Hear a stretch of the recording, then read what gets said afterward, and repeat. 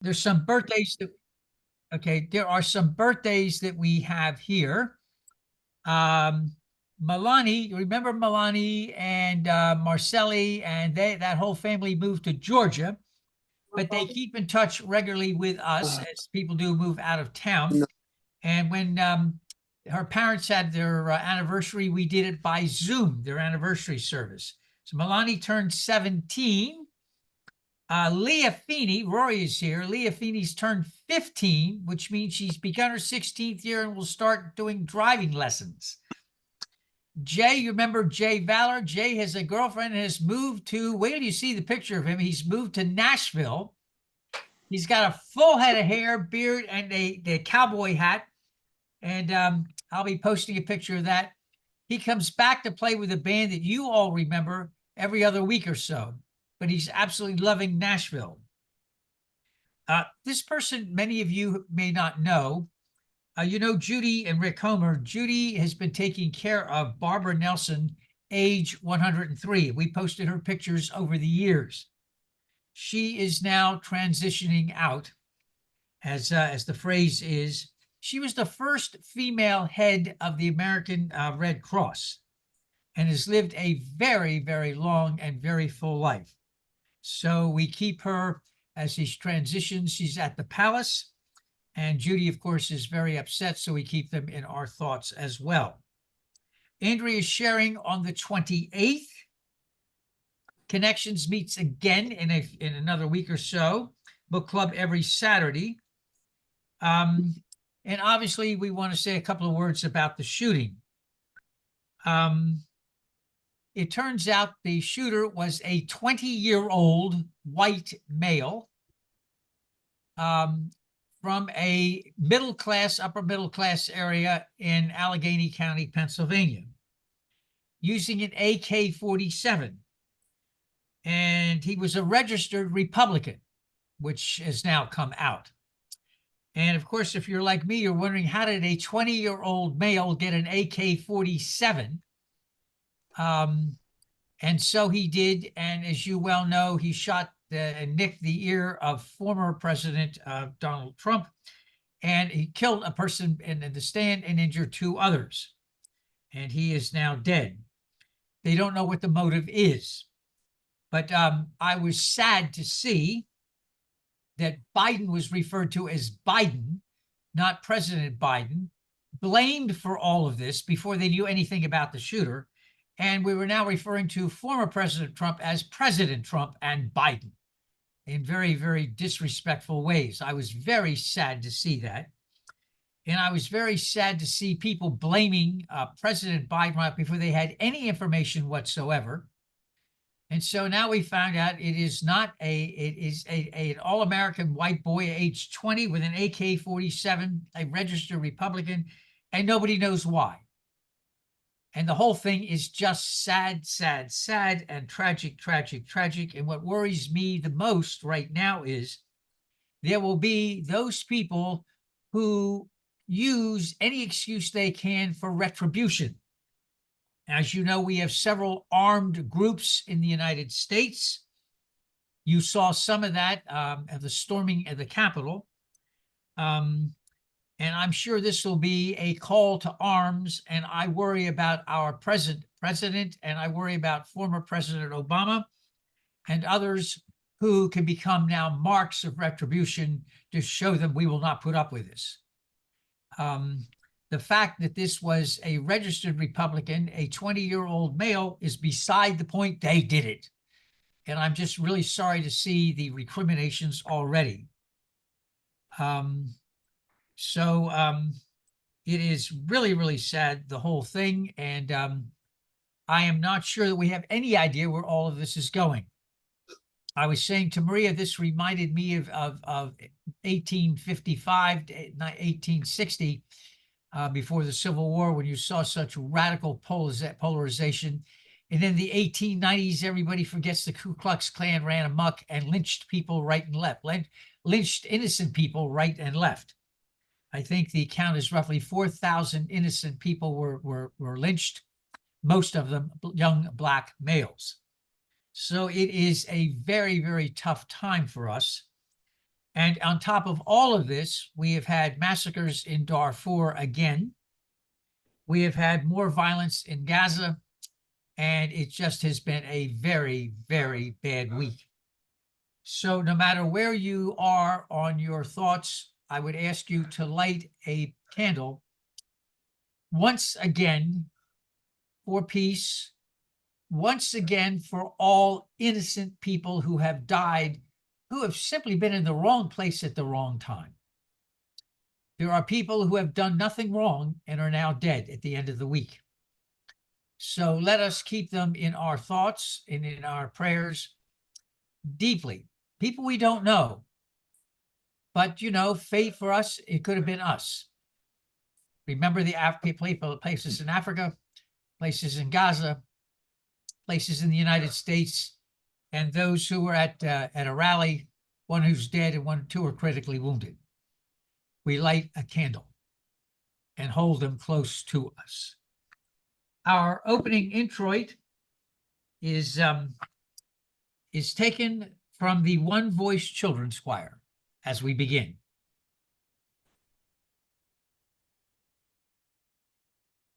Good morning, Cindy and Larry. Good morning, Gail and Tom. Cindy from Port Orange, Cindy Larry from Port Orange, Gail and Tom from Port Orange, and Nikki Lindquist from Cutler Bay. Good morning, good morning, good morning.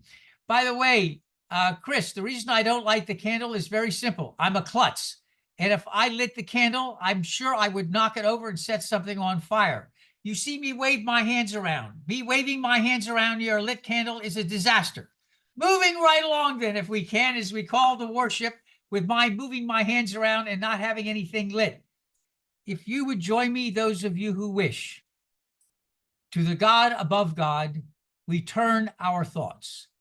To the God above the God of any single nation, to the God above the God of any single ideology, to the God above the God of any single religion, to the God above God who brings humility to our minds and reverence to our hearts and presence to our loneliness, we gather this day. And a prayer for those of you who wish to read with me together. God of many names and mystery beyond all our naming, stretch our souls so we may find a wider embrace of each other. Hold us in this prayer now, here, for the good of each other. We pray for those among us who need our prayers, those who are ill, mourn, or struggle. We pray in the names of all those known and unknown, present and absent, remembered and forgotten. We pray in the names of all helpers of humankind. Amen.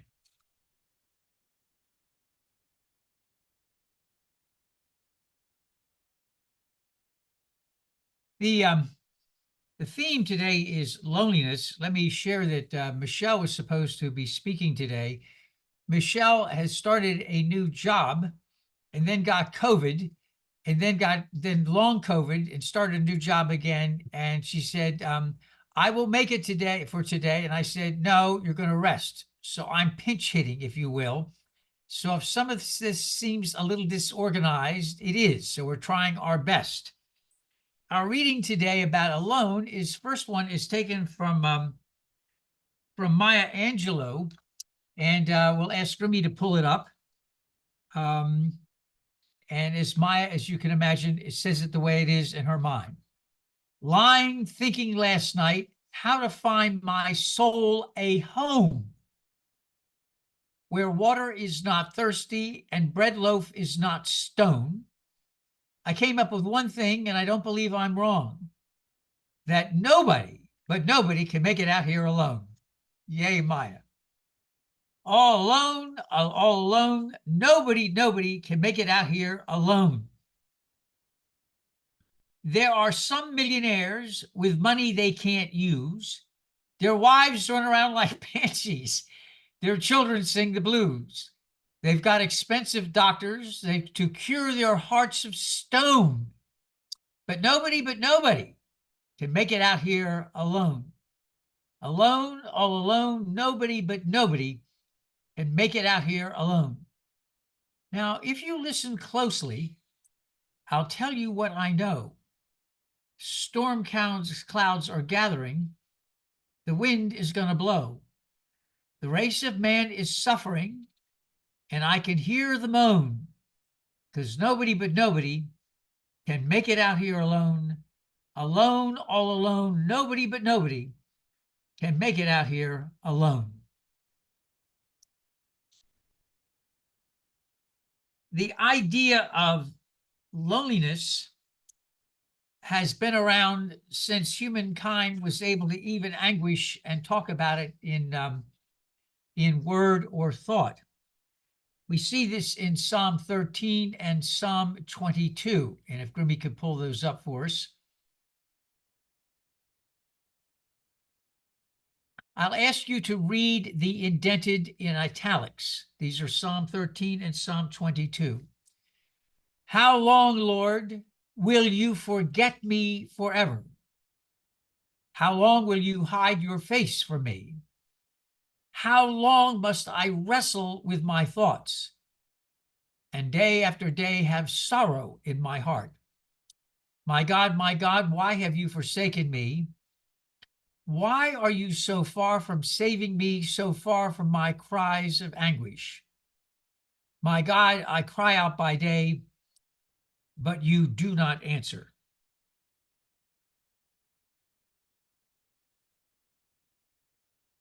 If any of you are wondering, was that really Justin Bieber? Yes, it was the Biebs. And if you would have told me that I would have been playing some of his music, I would have told you were nuts. It's a great song. Always learning something new. Mary Oliver has the next poem about loneliness, and I should have put her name on this.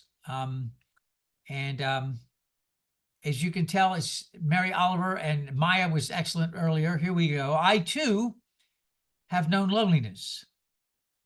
I too have known what it is to feel misunderstood, rejectedly, and suddenly not at all beautiful. Oh, Mother Earth, your comfort is great. Your arms never withhold. It has saved my life to know this. Your rivers flowing, your roses opening in the morning. Oh, motions of tenderness. Indeed. A song, an old one from America. Well, I start out this morning with some delightfully cheerful readings for you. Number one, two possibilities exist. Either we are alone in the universe or we are not. Both are equally terrifying. If you're lonely when you're alone, you're in bad company. How do you like that one? Let me read that again while I'm being so cheerful. If you're lonely when you're alone, you're in bad company. Here's one for you to make you feel good. Are you ready? The trouble is not that I'm single and likely to stay single, but that I'm lonely and likely to stay lonely. And finally, while I'm on a roll, it is better to be alone than being with someone who makes you alone. Now, you might be saying, Reverend, are you supposed to start out a share with negative stuff like that? Absolutely not. We're not supposed to start out like that, but I can't think of a better way to begin. Loneliness is not new. And, you know, I'm always fascinated by, in this country, we have this thing about the West, the Wild West. We have this thing about rugged individualism, what it was like to be in the real world of the United States in the West, the growing West, and how strong that made people ruggedly individual. Have you ever thought about what living in the West and the frontier was like? No. You are separated by people by miles. Your mode of transportation were your 2 feet, or maybe a horse or a donkey if you were lucky. Think about that. So John and Chris have an accident. Guess what? They have an accident. How are they going to get help? The nearest help is 5 miles away. Ooh, think about that. Yes. Think about the following. You're isolated. You have a snowstorm. You have a tornado. What happens? You've heard of cabin fever? Imagine it's snowing on the ground and there's snow for 6 weeks. How do you get out? What do you do? Talk about lonely.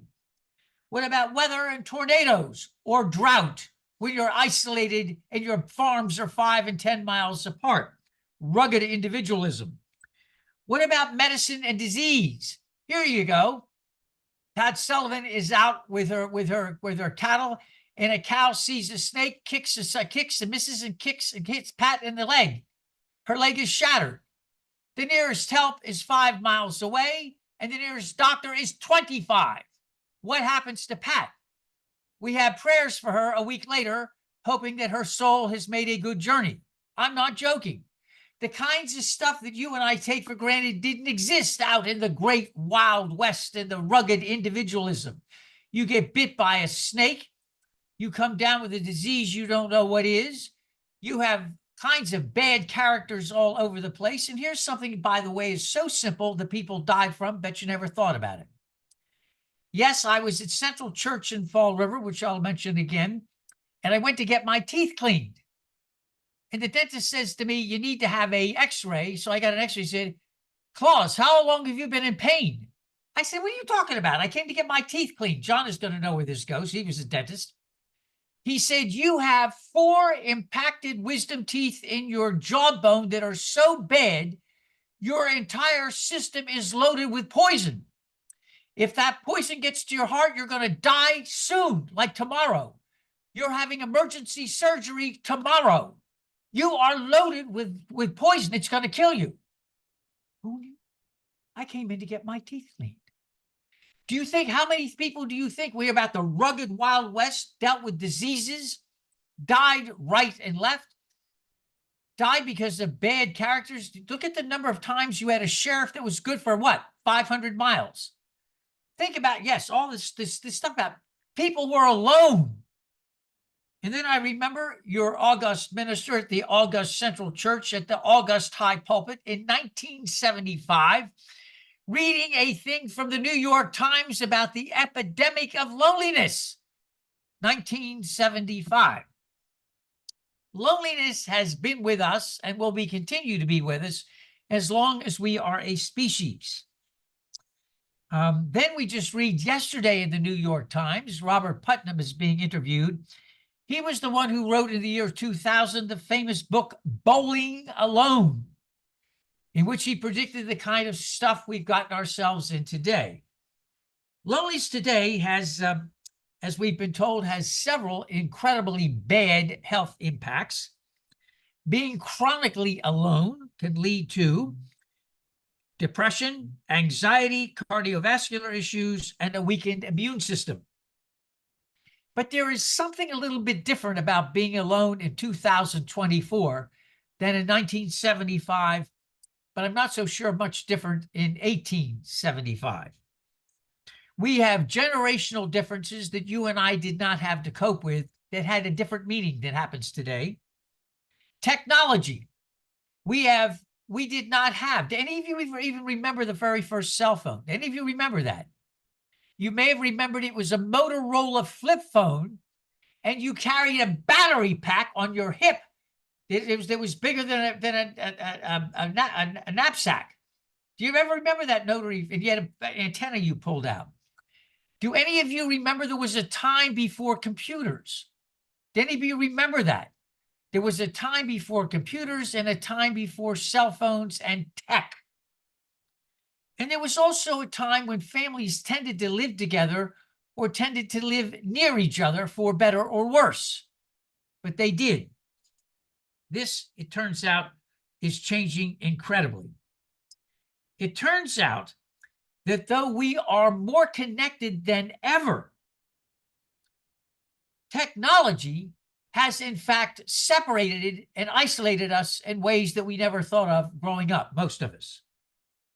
There is in the present generation an unbelievable need to succeed academically and professionally. And to succeed academically and professionally, you delay marriage and you delay home ownership. And if you're living in Miami-Dade County, you couldn't own a home if you wanted to. If you're young and in your 20s, who can afford anything? you're living with your parents, who, much to your parents' horror, you're still there. Yes, by the way, parents are not overjoyed having 29 and 30-year-olds traipsing in and out of the house, bringing all of their drama with them when you are like in your 60s and want to like get rid of it all. No, your children are bringing their drama home and maybe some guests to spend the night. Yes, imagine Christine going down to get a cup of coffee in kind of a nightie, and there is a boyfriend or girlfriend from the oldest child walking around half naked in the kitchen. Lovely it is not. People change jobs regularly because you want to get ahead and you may move. Moving, changing jobs, needing to succeed. Who has time to settle down? Higher rates of living alone. You may be interested in knowing that right now in the United States, there are 60 million single adults in the United States. 60 million single adults. That's up from 47 million in 2017. In a mere 7 years, we have jumped from 47 to 60 million single adults. Single. Yes. The number of families, people living alone is unbelievable. 45% of all single people live alone. Think about that. Now, living alone can be a joy. It can also be a real pain. I remember, by the way, you do weird things. Well, I remember I was living alone, and Maria, which started going out with me, said to me, "What is this?" I found I did weird things. I found out you wake up at 3 o'clock in the morning, so I was doing laundry at 3 o'clock in the morning, then went back to sleep, woke up again, put the laundry in the dryer, went back to sleep. I found I was walking dogs at weird times. Who walks dogs at 4:45 in the morning? I mean, you did weird things in all the time, and then you came back and took a nap at 11:30 after class. This is not a great way to live. And then Maria said to me one day, I'd never forget, she said, "By the way, did you eat today?" I had forgotten to eat. Yes, you do things like that. You forget to eat. Or here's one for you. You weren't thinking in all of your drama of working and trying to do this and trying to get to go shopping. Yes, you probably take that for granted. But when you're single, you can't take shopping for granted. And you go to open the refrigerator and guess what's there? Air, cold air, and maybe a thing of butter and milk that has since ceased to be attractive a month ago. Yes, yes, yes, yes. And then are you too lazy to get in the car to go get fast food? Yes. Now you think I'm making this up. You can't make this stuff up, folks. And then they take a look at technology. We did not have cell phones, which may be better or worse, but they have done some studies. And one of the studies that I find absolutely fascinating was a study done between 2000 and then 2018. Listen to this. Over 1 million students around the world were interviewed, and they found that the normal number of students had to that were depressed at the year 2000 remained flat till 2012. And then by 2012, the overwhelming number of teenagers had cell phones. And they found that with the advent of cell phones, they said in a worldwide study, loneliness was not correlated with factors of income equality, gross domestic product, or family size, but increases of the internet and the cell phone. So not only do you get adults older than teenagers getting lonely, living alone, as we've tried to get ahead and change, if you can afford to get out of the house, you're finding teenagers now are using cell phones and the internet. And what do you get on the cell phones? You get unrealistic expectations of what people look like. Do you know what catfishing is, by the way? Catfishing is when you have these gorgeous pictures of you that aren't you at all. And then somebody meets you and like what they're meeting is not what was on the picture. What was on the picture looks like something from Baywatch. Does anybody remember what Baywatch is? All right. Baywatch had abnormally looking people who had no flaws whatsoever that make up of 1.1% of humankind.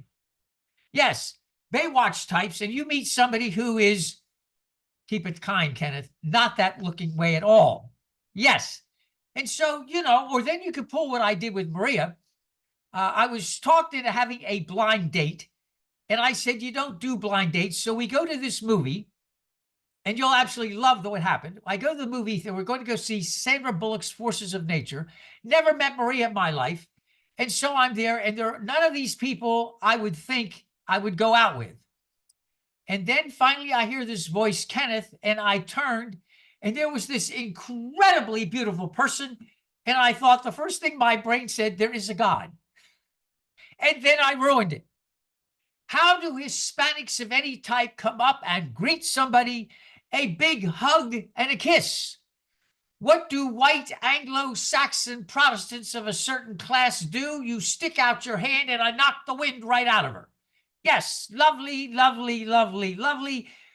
Not only do people in my age mess things up, but it turns out teenagers to now have unrealistic expectations of what people look like. How do you behave around somebody? And with COVID, you are isolated for 2 years. Now, I want you to think about this. You're isolated. Your only introduction to what people you think look like are the internet, yes, or cell phones. And you have these ideas of what people are, but have you had opportunities to mess up? One of the things that all teenagers do is mess up. You say things you shouldn't say. Everybody did that. All right, most of you did that. Okay, some of us did that. You messed up. You said things you weren't supposed to say. You stepped on people's feet by accident. You knocked the wind out of them. You did stupid things because that's what teenagers do. But not this crowd. This crowd was isolated and had for their templates of the way we really look and the way we really behave, the internet and cell phones. So now we now have teenagers complaining they're tired of it all. And this is what's happened. They're tired of being lonely. They're tired of unrealistic expectations, but nobody wants to make the move to actually ask somebody out.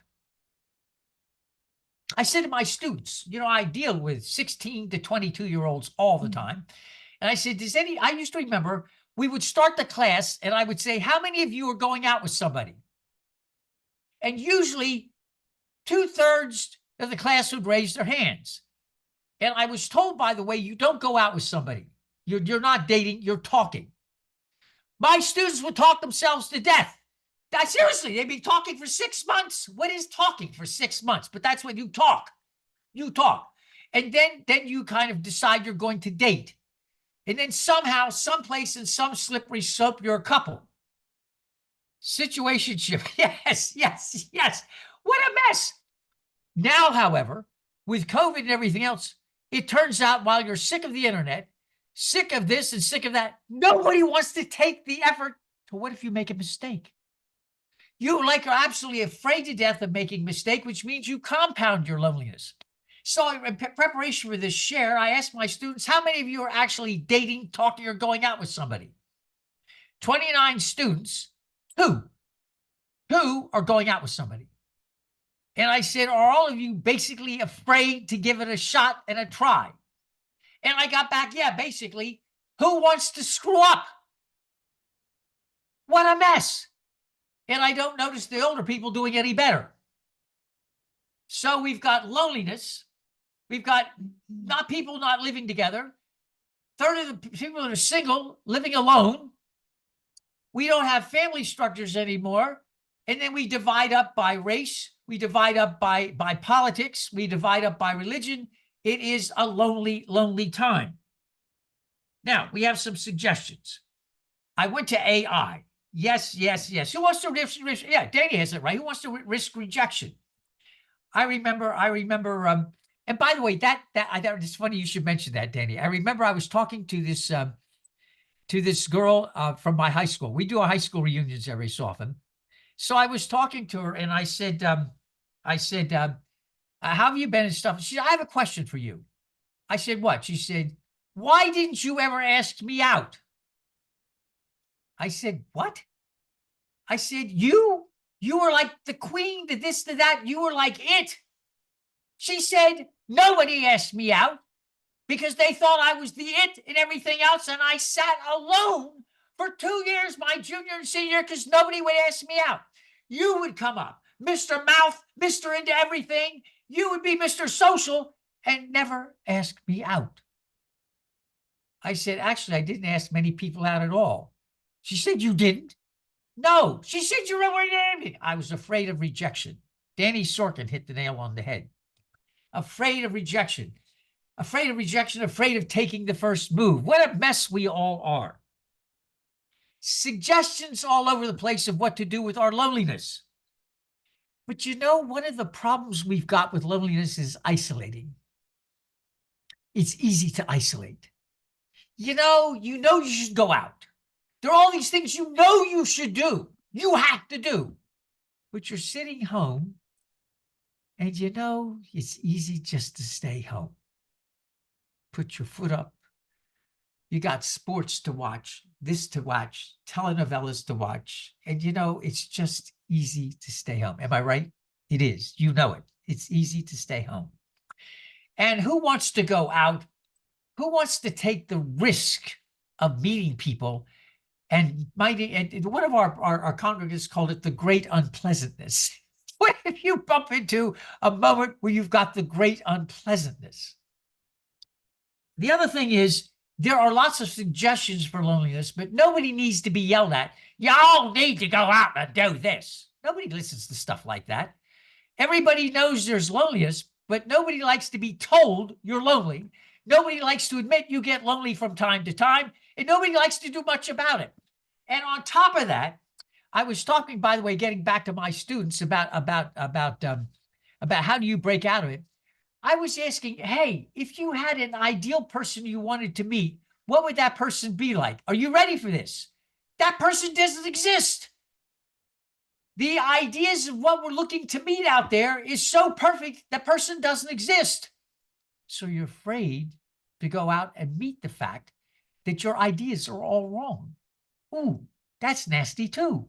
You know somewhere in your brain that maybe you're unrealistic, but you don't want to be told that. You're afraid of rejection. It's easy to stay home and isolate. What a mess. Some suggestions I think are good. I'd like to share a couple with you. All of us have negative thoughts. It's nice if we had a way to deal with our negative thoughts that was positive. I'm throwing that out as a gentle idea.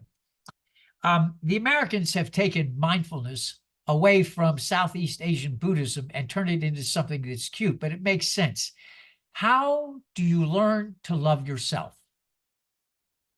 And there's not a lot of good loving yourself around there today. There really, really isn't. You and I, if we were to ask all the things that are wrong with us, I bet you'd be amazed at how critical each of us could be.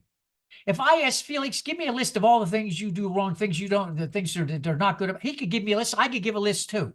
We are really good at tearing ourselves down. Did you ever notice that? We are incredibly good about that. But why are we embarrassed about looking at those things that are good and healthy and kind? Really, we're all like that. I don't know what it is about us. We have trouble finding the good things that we do and holding them up and say, you know, this is something I do really well. Isn't that cool? It's not being selfish. It's trying to say there are things that we do that are good, each and every one of us. And we have trouble doing that. We have problems practicing, here's a nice phrase, self-compassion. Think about that. A couple of other things I would suggest to you, that when you can, exercise is important. I hate to say it, but it's true. There's a phrase at the gym, move your, and you can fill in the blank. Something happens when we get sedentary that we make everything worse. And I don't know how, but you can exercise. If you can't do much physical exercise, you can walk around the room several times. You can get to the gym. There are many ways you can exercise. And I would ask a lot of you to think about, if you're near a dog park, owning a dog. Dogs make you get out and walk. Gets the endorphins going. Yes. gets that stuff out, makes you want to move. One of the things I've learned about walking dogs, this is funny. You start walking dogs and you meet all kinds of people. You really, really do. You don't know their names, but you know their dogs. By the way, that's really weird. You know their dogs, but you don't know their names. There have been more articles written about dog walkers in the New York Times than you can count. And they said there was this one classic example. There's a group of people who have been walking dogs. A dog dies, they get a new dog. They've been walking dogs for 30 years. And every time somebody is sick or somebody, they'll go to the apartment, take the dog, walk the dog. They don't know much about each other, but they'll take care of their dogs. And they build a community about dog walking. If you like cats, I don't know what to do with cats, but you do something with cats. Self-compassion, getting out, move your perturbedness. There's a different word for you. And if you can't walk dogs, if it's too hot, you can find a gym. You can exercise in the house. Endorphins going. Now, there's something new, two things before I go, and I want to try to steer you away from this if I can.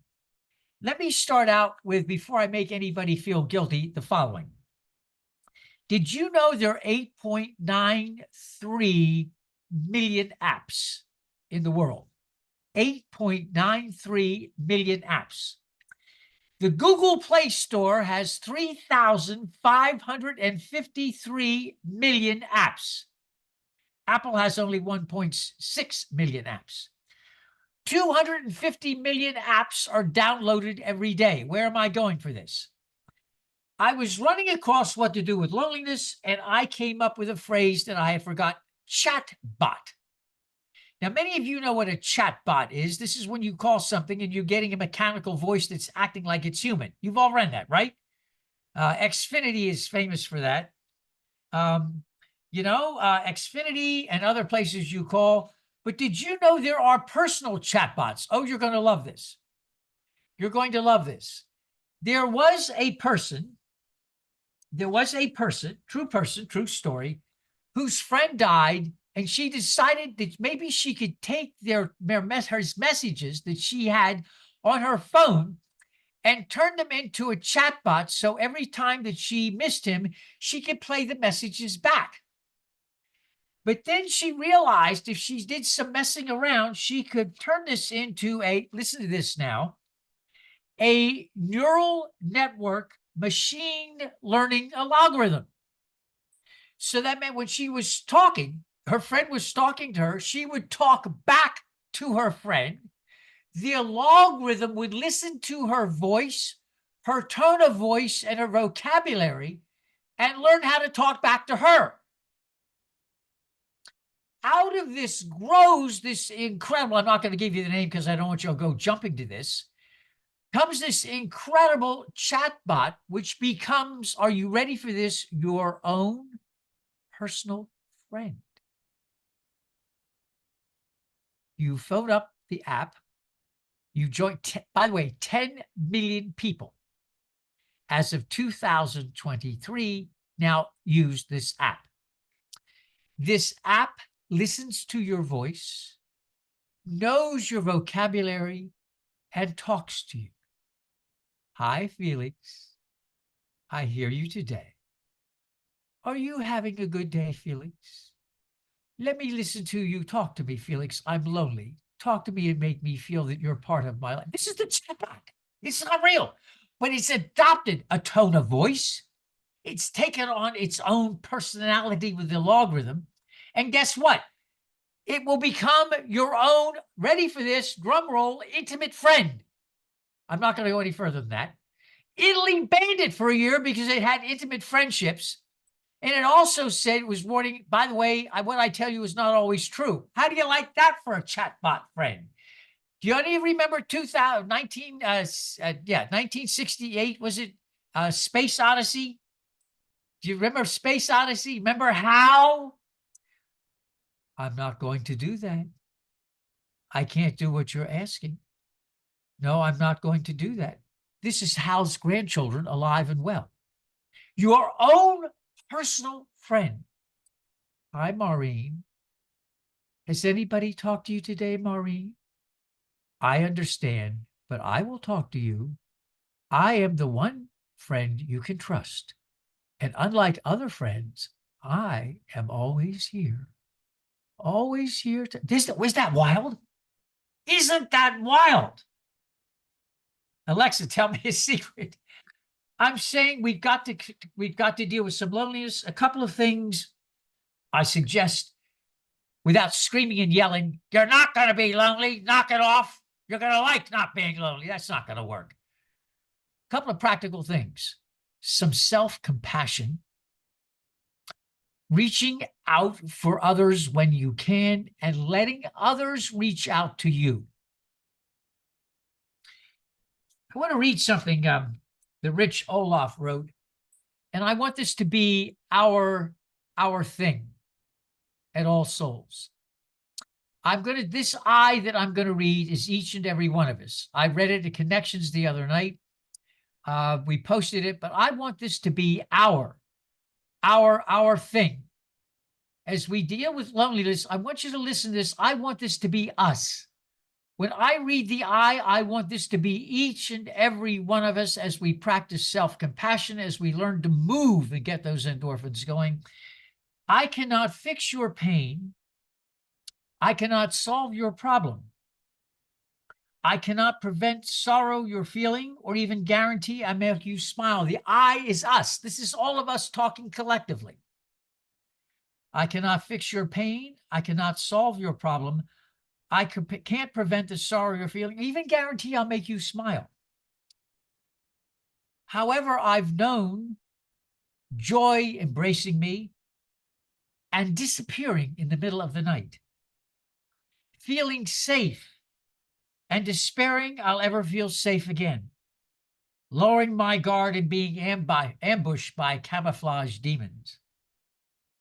And because I've also known the miracle of healing when pain seemed inescapable, the joy of connection when isolation had me surrounded, love returning to apologize for its absence. Because I have experienced enough no in my life to understand tragedy, because I have experienced and been surprised by enough yes in my life to maintain hope. Because I've known all of these things and more, I will gladly hold your hand. So you don't have to face the pains of life alone.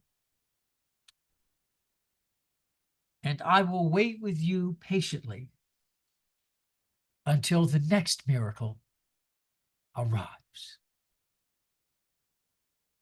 Let me read that again. We will gladly hold your hand, so you don't have to face the pains of life alone. And I will wait with you patiently until the next miracle arrives. May it be so. Amen.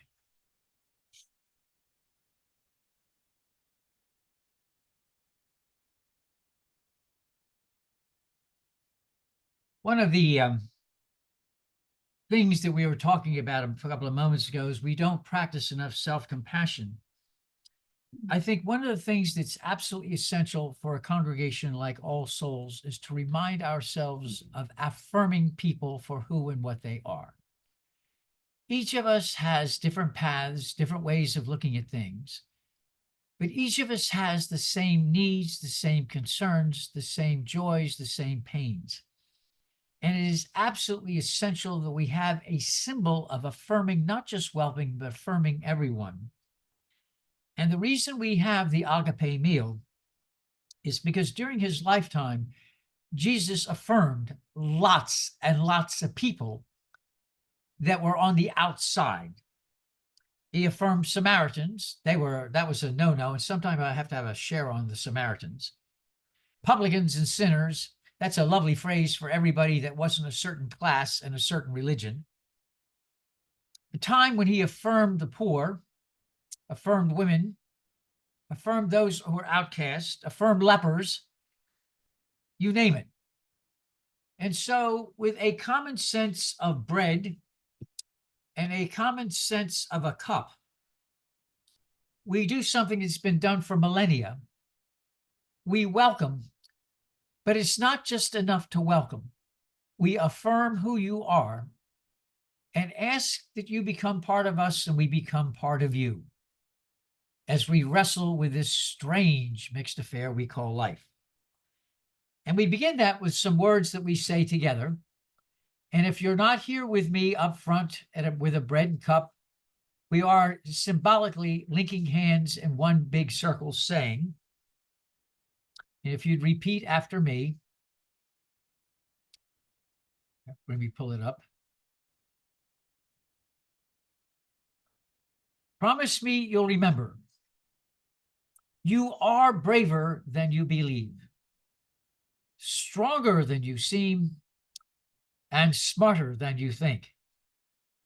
God didn't promise days without pain, laughter without sorrows, sun without rain. But the divine did promise strength for the day, comfort for the tears, and light for the way. And for those of you who wish, if you would read with me the concluding prayer. May I become at all times, both now and forever, a protector of those without protection, a guide for those who have lost their way, a ship for those with oceans to cross, a bridge for those with rivers to cross, a sanctuary for those in danger, a lamp for those without light, a place of refuge for those who lack shelter, and a servant to all in need. For as long as space endures, and for as long as living things remain. Amen.